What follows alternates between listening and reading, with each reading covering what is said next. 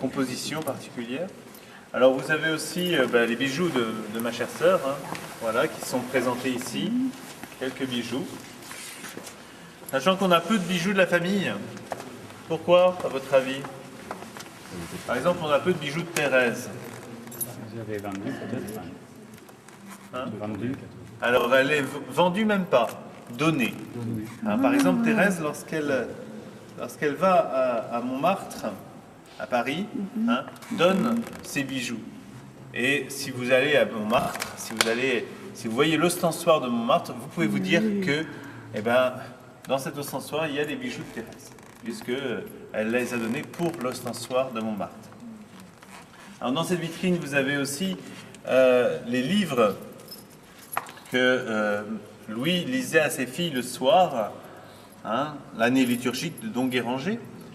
Vous avez aussi, bien évidemment, la montre de Louis, hein, cette montre qu'il a plus d'une fois remontée, hein, cette montre où sont gravés les noms de ses enfants.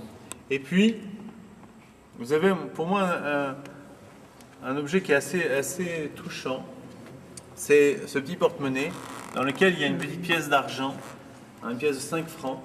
Et si on regarde bien cette pièce, qu'est-ce qu'on voit? On voit une date, 1873, hein, c'est l'année de naissance de Thérèse. Donc Louis gardait, comme n'importe quel bon papa, gardait pour se souvenir de cette année forte pour lui, une pièce de l'année de naissance de sa fille. Et puis bien évidemment, vous avez le sac de Louis, hein, et ce sac, en fait, Louis va le prêter à sa fille pendant le voyage à Rome, hein, et donc il faut imaginer la petite Thérèse de 15 ans qui se trimballe dans les rues de Rome avec ce sac. Alors bien évidemment, il y a les mâles qui suivent, hein, il n'y a pas que ce sac, hein, mais il y a, donc elle se trimballe dans les rues de Rome avec ce sac.